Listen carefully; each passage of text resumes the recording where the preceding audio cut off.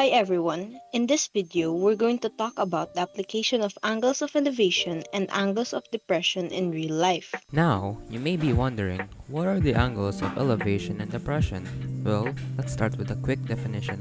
Angles of elevation and depression are the angles formed between a horizontal line and a line of sight to an object. Angle of elevation is the angle formed when the line of sight is above the horizontal line, while the angle of depression is the angle formed when the line of sight is below the horizontal line. Now let's look at some examples of how angles of elevation and depression can be applied in real life. One practical application of angles of elevation is in finding the height of a building or structure. Exactly. Let's say you're standing some distance from a building and you want to know how tall it is. You can measure the angle of elevation from your position to the top of the building and then use trigonometry to calculate the height of the building. This is a common technique used by surveyors and architects. Angles of depression can also be useful in real life applications.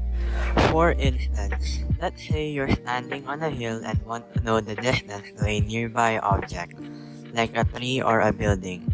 You can measure the angle of depression from your position to the base of the object, and then use trigonometry to calculate the distance to the object. This can be useful in various situations, such as when planning a hiking or a camping trip. Angles of elevation and depression are also commonly used in physics and engineering problems. You're right! When calculating the trajectory of a projectile, you need to take into account the angle of elevation at which it was launched. Similarly, when designing a bridge or a building, engineers need to consider the angle of depression at which different parts of the structure will be viewed from different vantage points.